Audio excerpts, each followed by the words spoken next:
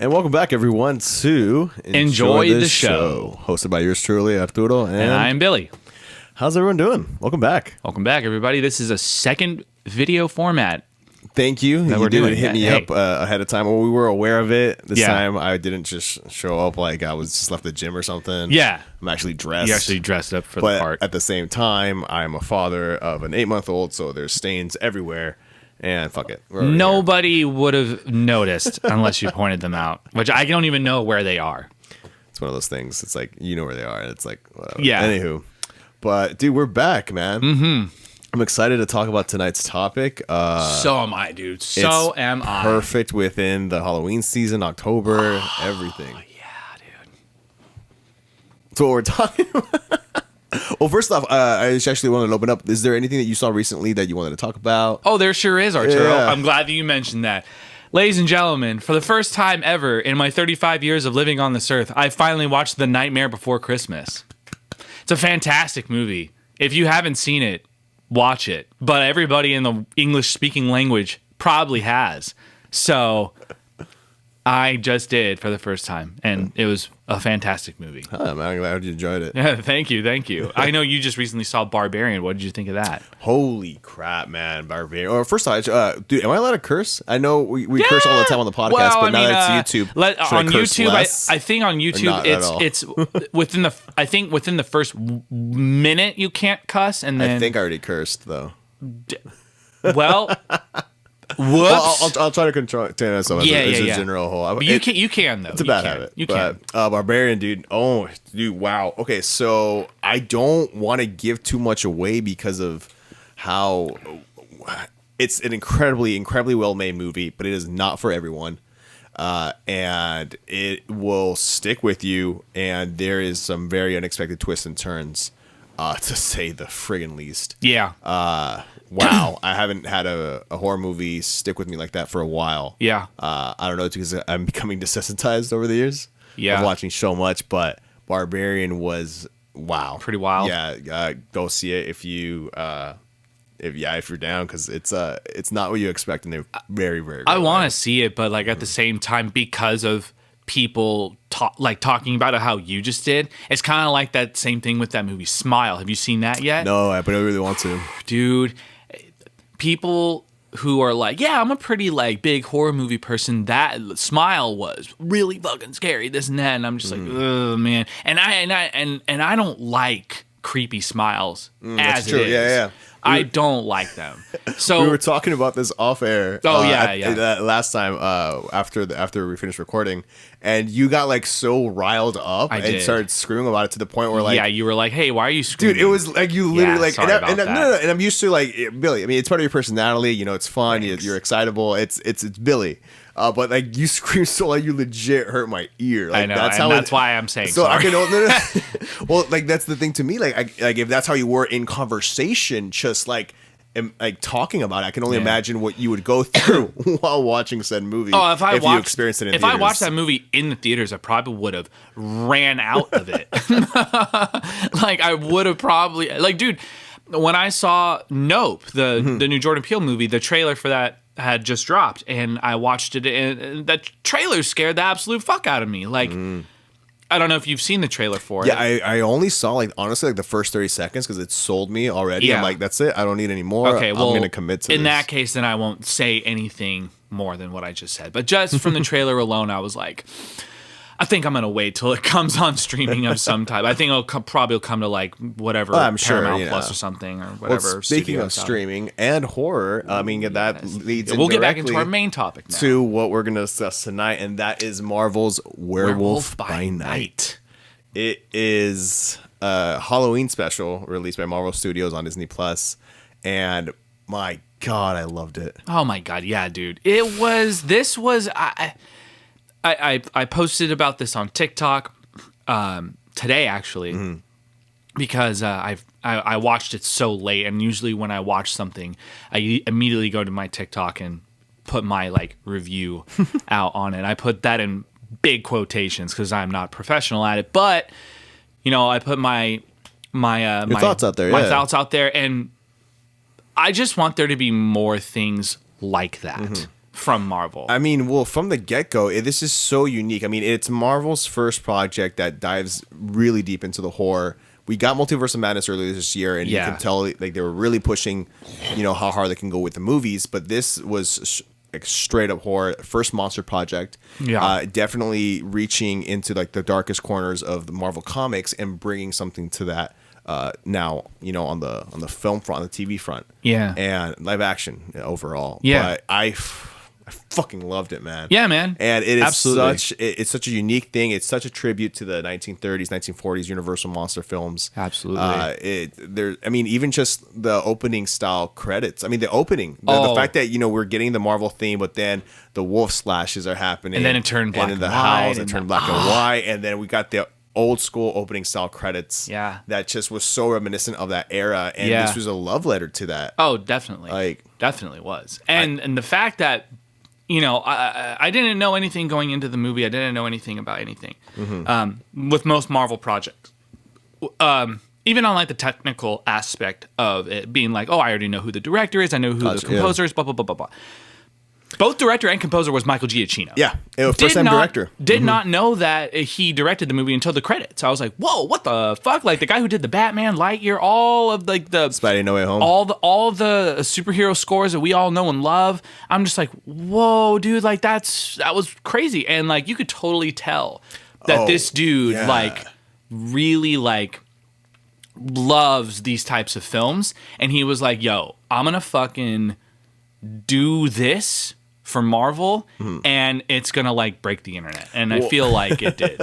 I mean, and the really interesting thing is, like, as a filmmaker, when you are both in the director seat and you're composing, like the score and everything that goes into that, you really have the opportunity to stamp your DNA on this to really make it what you intended for it to be. And that when it's coming through the visual, through the audio, because that's now your project in so many ways. So I thought that was really interesting, and I love that he was able to do that. He freaking knocked it out of the park in so many ways. I'm a huge fan of the Universal monsters. That's what was my gateway into everything as a child.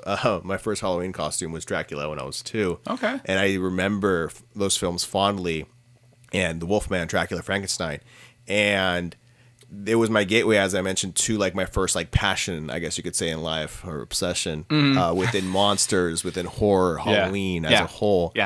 So that's all very dear to me. So seeing something like this that ties in, my love for comics and Marvel, and a character I love in the comics, and that world is so expansive, and I want to get into more of where this could lead. But just seeing this even just come to fruition, and then being the way it was, and then you have friggin' Gael Garcia Bernal starring as Jack Russell, which means that now my mom can watch this, or at least I can convince her to watch it.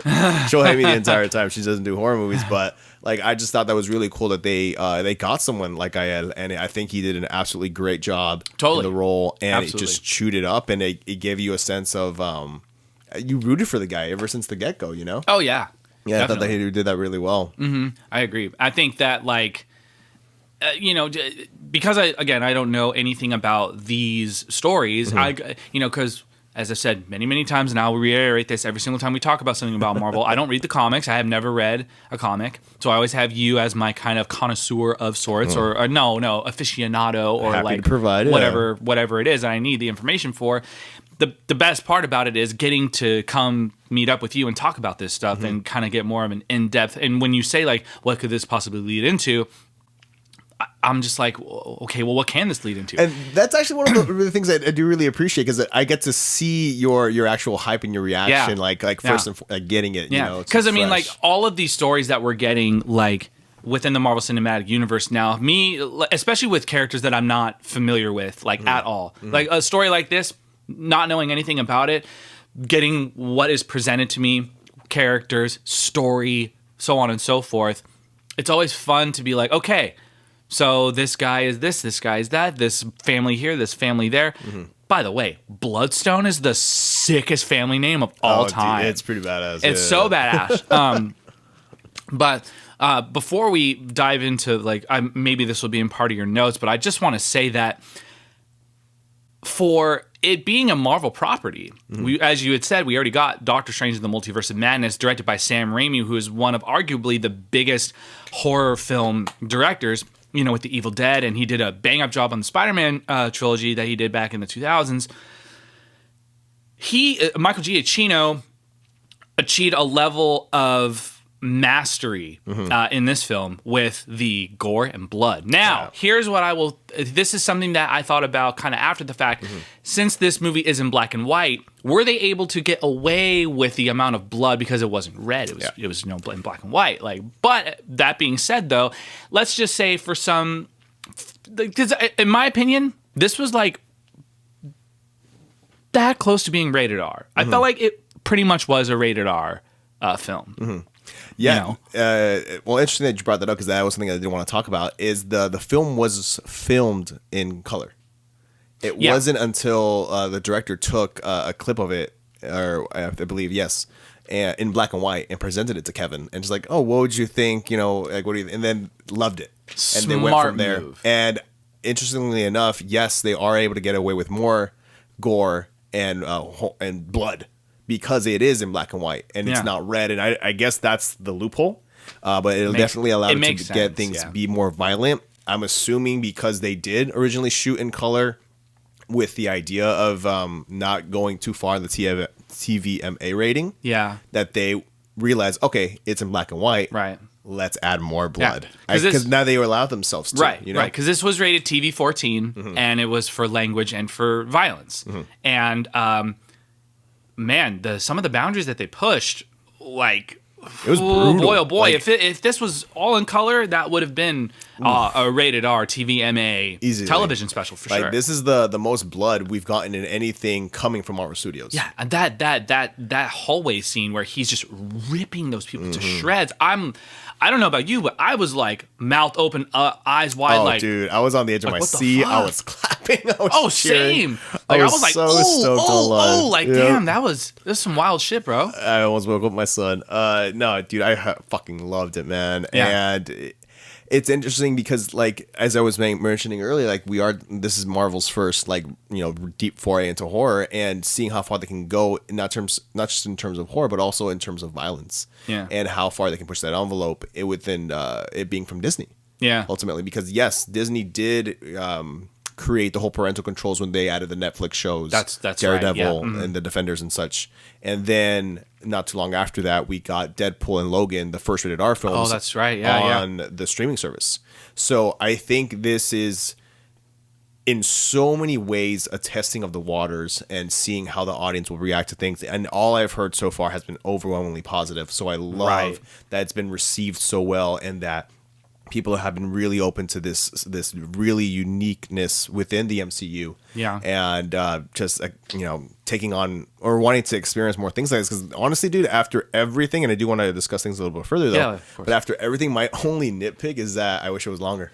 Oh yeah, See, that's it. And that was something that, again, I did not know going into before watching it. Because you weren't even aware it was a Halloween special. No, I mean I knew it was a Marvel Studios special presentation, but you didn't know what. I didn't know what that meant. Gotcha. Yeah, because usually when when you see commercials on television for something like that, it's ABC presents a special Halloween special, and normally with stuff like that, you would think, because it's on cable television, it's going to be an hour to an hour and a half long, blah blah blah this or blah blah blah that. With something like a streaming service, you don't really know what you're kind of gonna get, because it's streaming, it's its own thing. You can kind of do whatever you want, take liberties and all that type of stuff. So with that, when I clicked on Werewolf by Night, just on the thumbnail, then it showed the plot, and it showed the rating, and it showed this, and it showed the runtime. I was like, it's only said 55 minutes. I was like, okay, 53. Whatever, 53 minutes. I was just like, oh wow, okay. Yeah. So this is one of those once a year specials. I mean, that's the goal. That's the hope. The goal of it. I think it's the hope. I don't necessarily think I don't know if it isn't within plans, but again, how well it's been received. I would absolutely love to get a Halloween special every year and introduce these characters. I mean, actually, I would love more than just the specials, but I can see all of these leading up to more supernatural characters within the world of the MCU. I mean, we have the Blade movie coming out. We have Moon Knight, which is awesome, and we have things on the horizon that could potentially be brought forth, like Marvel's Dracula, Ghost Rider. Yeah, there's so much that they can tap into, and I'm so excited at the possibility. Whether they're gonna do specials every year and then have a team up. Who knows if that team up is gonna be in movies? Oh my god, I would love that. Yeah. Dude, like if it's all black and white, it's all like I'm perfectly fine with that. Absolutely. And by which I thought it was really really cool how towards the end when they decided to make things in color, it was when the sun was rising, and that played into really well. And just for me being a comic book fan. So the character of Elsa Bloodstone, played awesomely by Laura Donnelly, by the way. Her jacket is red in the comics. So to see that, well, I guess that makes sense because they did film in color now that I think about it. So they had gone in with the intention of giving her iconic red jacket. Yeah. Because it was always there, and it then made it in black and white in post. So it was still cool to see. I lit up when I saw that, that cool. was there. That was cool. Another thing that I really like from a technical standpoint of this was the I don't know if they shot this in film or digitally. Oh, they shot it digitally, but like the cigarette burns, the dust, the all those the fact that was all added like that. I loved that because it was the jinx.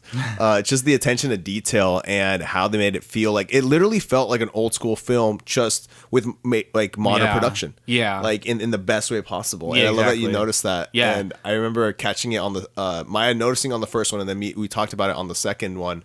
Because back in the day, it was very common when you see the cigarette burns, it was when the person running the projector, which I'm sure you know even better because you worked within you were in movie theaters. That's when you change the reel, and that was actually with every act of the special. So I'm like, I thought that was really cool because it would have been somebody changing the reel. Absolutely. So it just those little things that I loved, and I love that you caught that as well. Oh, dude, that is one of the as small of a detail that it is, because it is like it's supposed to be something like from the 1930s Universal monster movies that we all know and love. The fact that they went with that, it added to the experience of watching this. Like, at least for me, it did. Like, I'm sure it did for you, and I'm sure a lot of people, it added to that. Just like, wow, they really went for it. And I appreciate that, it's so thoughtful. Yeah, it's and I don't know if it was Giacchino's touch on it, or if it was like Kevin Feige being like, hey, you know what would be really cool if you added this? But whoever's idea it was, like, thank you. That was a great touch. Agreed. Great touch, for sure. In addition, when we were talking just now about the way everything was kind of grainy and this and that, I also loved the use of shadows in this because it really felt like back in the day, and like the transformation, the way it happened off screen, but it just added to the terror seeing Elsa's face. Dude, like that is going to be iconic. Oh, it is. Like I love that so much more than if we had just gotten him transforming. Yeah. Like just seeing it from someone else's perspective and seeing the terrifying creature that arises from him. Yeah. Like, there was something about seeing the reaction on her face that actually made it more terrifying. Yeah. Oh, 100%. Because she did a bang up job with that coverage and that zooming in and just the transformation of in the shadow in the back. Like that was really effective. And she's fantastic. I saw her on a series called The Nevers. If I have that title correct, it's on HBO Max. It's kind of like X-Men in the 1700s. And I remember thinking like, she needs to be in more stuff. And, but then she does bear a striking resemblance to Kristen Ritter, who plays Jessica Jones. Yeah. And I remember seeing a lot of like fan theories of like, wait, is that her? And I'm like, no, everyone relax. It's just two actresses that look alike. Right. But no, she did a phenomenal job in the role, and I can't wait to see more of her and Gaetta's Jack Russell, the werewolf by night. Because they had such a great chemistry and such a great team up thing. Gotcha. It's great minds think alike, man. And in the comics, she's essentially very much like a Buffy the Vampire Slayer character. And she has been more present in recent comics. So to see them pulling both from like more classic stories and then more modern into this project. I'm just really excited to see how this could develop. But yeah, dude, they did an awesome. Everyone did an awesome job. And speaking of the team, the friends, Ted. Ted was so endearing, dude. So endearing, yeah, like, definitely. It's like that. He was like one of my. Oh, Natalie! Hey, shout out to you. Always shouting out Natalie. You're awesome. Yeah, she's great. I know Ted was one of her favorite things, and as it should be, as he was. Yeah. But just getting the idea that again, the way the film worked and the story, and Jack coming in, being a monster himself, and trying to rescue his buddy, and then you get the sense of they've been at this for so long. Yeah. And so the film didn't touch on this, but you'd get a kick out of it. So he's actually capable. Also, and as he's known in the comics, Man-Thing is capable of teleportation. Sure enough, the Bloodstone was weakening him, and he didn't have access to his full power set. But when they're at that little campfire, that's why the music player is there, because they teleported that with them. And there's like little things that you see in the background, so it gives you the idea that they've been at this campsite forever. There's a guitar. There's a telephone booth, which I'm sure was at some point he was on the phone. Jack was, and then he pulled them with said telephone booth. So it's just those little things that I love that they added. That's yeah. But I wonder. Also, another question that I'm sure a lot of the fans have is, where does this take place in the MCU? Like, because this is obviously canon to the MCU. Like, at what point in time does this what year is it in? I mean, that's a really good question, and I think that's one of the best things is that we don't fully know just yet. But just the fact, I feel that it was talked about, discussed, and we never got to the filming stages or writing stages, but it was. Did I say we? Sorry, I thought I said it never got to our writing stage. So, yeah. But Moon Knight was discussed, Blade was discussed, but ultimately they decided not to go through with that. But in my head, if they were discussing the idea of that means it's set now. Okay. I mean, that makes sense. Yeah. Some information you might not be aware of is the fact that Moon Knight debuted in a Werewolf by Night comic book.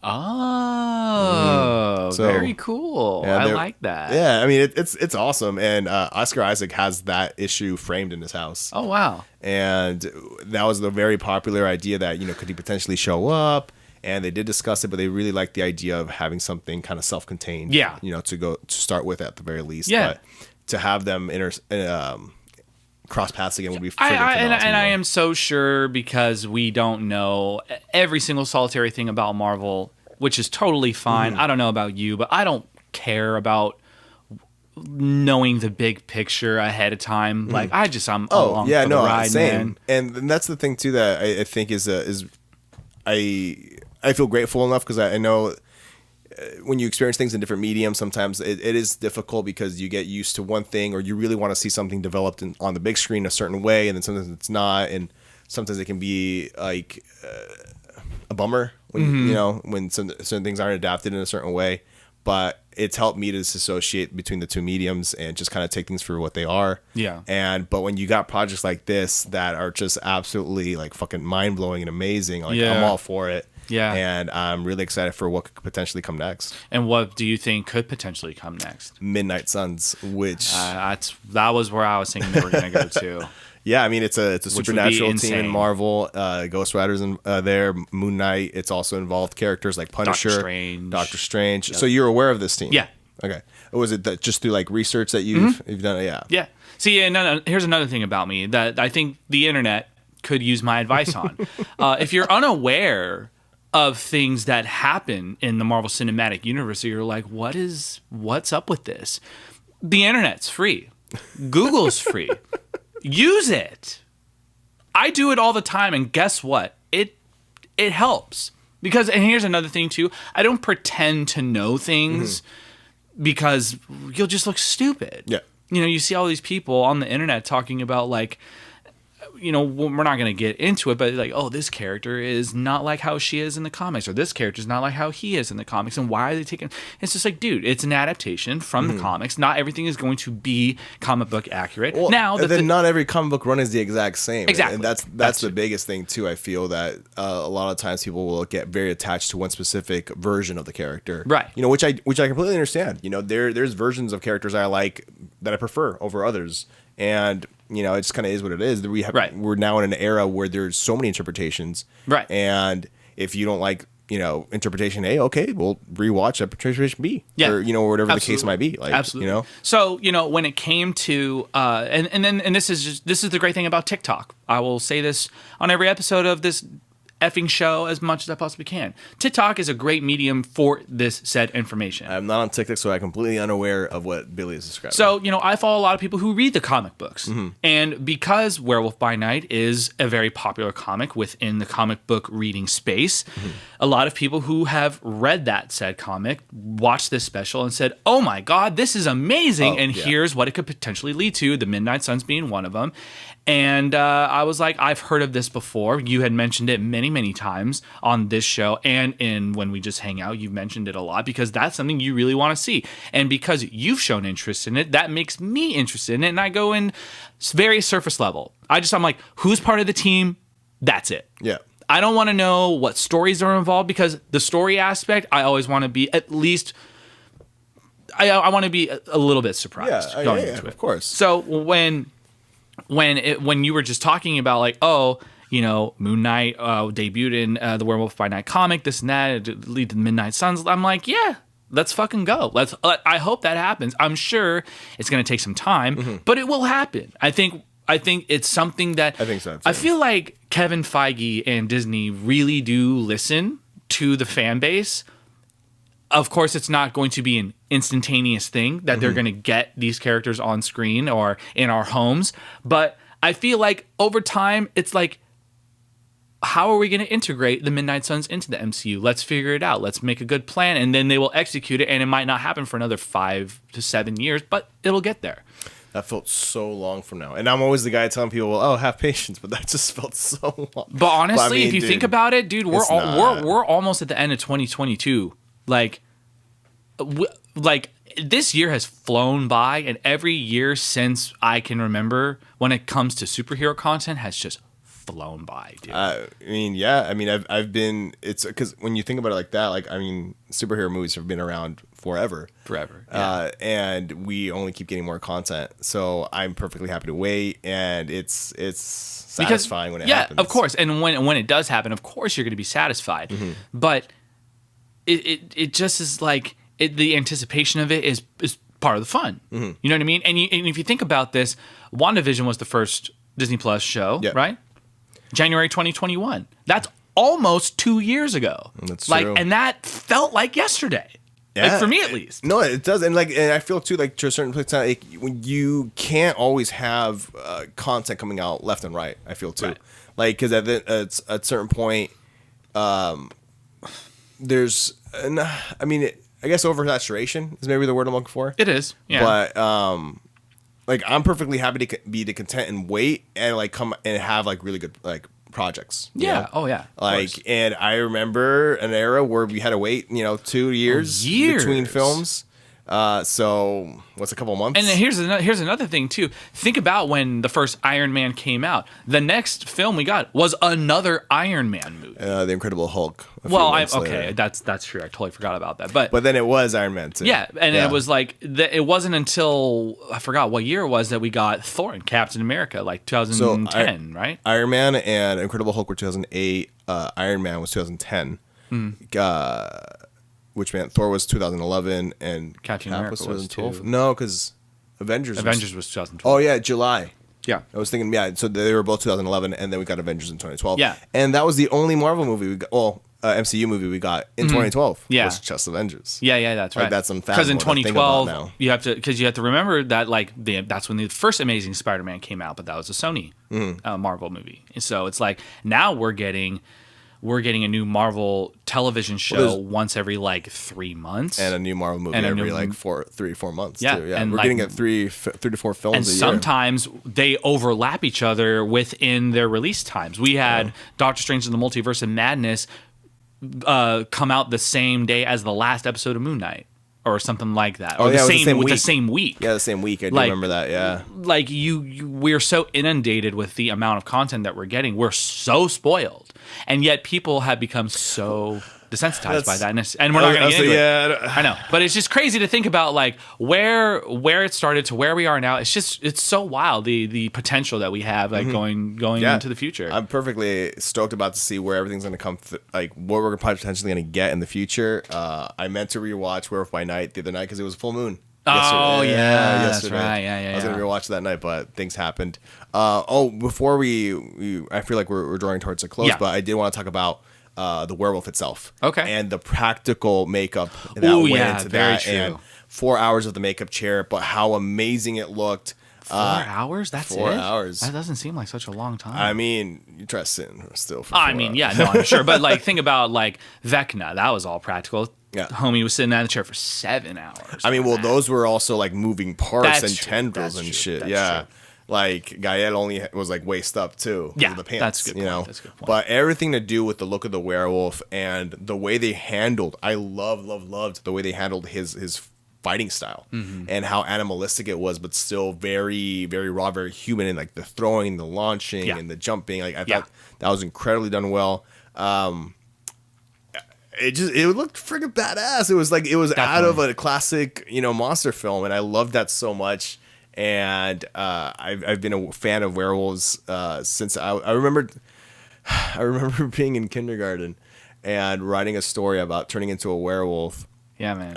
And just the concern, that there was at the time. But I remember just growing up always. I remember growing up wanting a dog, but wanting to be a werewolf so I could run with the dog on full moon, it was a whole thing. So like to me, like this holds a special place in my heart for everything, and it was incredibly well done. Again, Gael was amazing, and it was really cool to see someone from a Latino background at the forefront, and headlining a Marvel property. So that was incredibly awesome. I can't wait for more of the character, of more of this. Me too. And yeah. Quick question, real quick. Have you ever seen the 2010 film The Wolfman with like Benicio del Toro? Yeah. That's a good one. I really enjoyed it. Yeah, definitely. Yeah. It's interesting because it does follow the original film very closely up until like the third act and goes in a completely different direction. Yeah. But like I appreciate both films for what they are, and they're both, and I feel like to me, if there's a werewolf in it, like for the overwhelming most part, like I'm in, like, and I love it. But no, I remember that film came out during Valentine's Day weekend. Yeah, it did. Yeah. Such a random like time, but it did, and it was awesome. I'm not sure if you're aware, but there's the whole idea of Valentine's Day being connected to the werewolf legend. Oh no, I forget the exact details, but I think it's Saint Valentine. Was a werewolf hunter? No, yes. I can't remember because sometimes I mix up that legend with the story of the Beast of Gévaudan in France, which is like one of the first werewolf legends, and where Silver Bullet comes from. You know what Werewolf by Night makes me want to rewatch now that I'm probably gonna rewatch tonight? Van Helsing with Hugh Jackman and Kate Beckinsale. Love that's a great movie, dude. That is one of my go-tos constantly. I mean, yes, especially during the Halloween season, but every year I randomly watch the movie. It is one of the few films that you can mute and I will know everyone's lines. Oh wow! Because of how much I've overwatched it. Wow! But I love it. It's Hugh Jackman, Kate Beckinsale, and you have the classic monsters and these modernish versions of them. Yeah. Just that are done incredibly well. I love Richard Roxburgh's version of Dracula so much. I fucking love that movie. Yeah. I will also rewatch that just for the sake of rewatching it. Yeah. Again. Yeah. I've seen it twice this Halloween season already. Oh wow! Dang, it's such a we're only comfort like film 10 days in, so. Oh well, I mean, my Halloween season of like watching stuff starts in late August. Late August. Well, because sometimes that's when shows are starting to premiere or things are winding down, type thing. But it usually is September. Yeah. I mean, just this year for me, like within TV, you had shows like What We Do in the Shadows. Or Evil that started like in the summer and then ended like in September and things like that. Right. So like it was for me, it was already kind of setting down like. Getting prepared. It was already like season. setting the mood for exactly. You. Gotcha. But definitely since September, I have seen Van Helsing twice. Okay, I'm definitely gonna be rewatching that tonight when I go home. I haven't seen that movie in a very long time, so it's probably gonna be like a refresher. Like, oh my god, like, dude. I mean, it's probably too late now for the Halloween season, but we should probably revisit that film. Oh, Like, I'm down. together. Yeah, I'm down I mean, to do it starts off in black and white too. Like, That is very true. Yeah, love that. I love that. I'm down to revisit it. Definitely for sure. Is there any final thoughts on the Werewolf One Night that we need to get out? Or no, again, absolutely loved it. Wanted more of it. Can't wait to see more of this world adapted.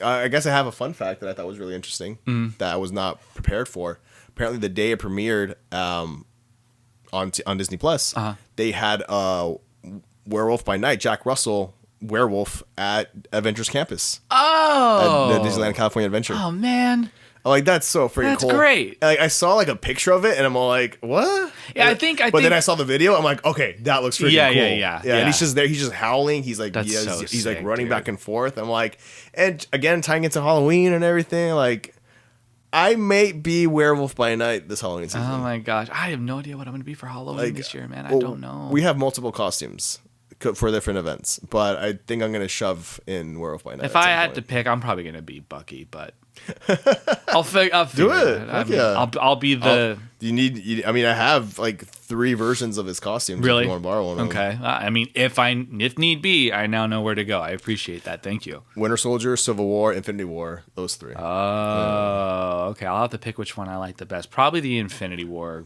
getup he had was probably the sickest one. Bucky's one of my favorite cosplays. Oh yeah, That's why I dude. When have you had your long I was hair, like, you oh, look dude, just thank you. like him. Thank you, brother. Same with when you cosplayed as Loki in the TVA suit. Like that was. I mean, literally, like my sister, if she watches this, she literally thought it was like in our thumbnail for the podcast on Spotify. She was like, yeah. "Is that fucking Tom Hiddleston?" I'm like, "No, that's Arturo." My buddy. She's like, "She looks just like him." Well, thank And you. I'm like, "Yeah, you're welcome." Yeah, I mean, I consider growing it back just because of that. Yeah, I mean, you hey, dude, if you ever do, fucking, you did a good job. And when you did Kylo Ren that one year with your long hair, that looked That's pretty good too. Well, that was actually a wig. That was earlier this year. Oh, okay, That was okay, for Star okay, Wars okay. Celebration. But Okay. thank you. No, yeah, dude. yeah, you're very welcome. I appreciate it, man. Of course, dude. You know I love you. Yeah, I love you too, man. So with that all being said, you know, fucking everybody needs to watch Werewolf by Night. We definitely recommend it. We approve, definitely 100,000%. But yeah, anything else? I think that's it. Thank you, everyone, for watching. Please like and subscribe. And click on the things. YouTube. Click the bell if you are subscribed to YouTube so you can get notified every time we drop a video. You can find us at our Instagram at Enjoy the Show Podcast.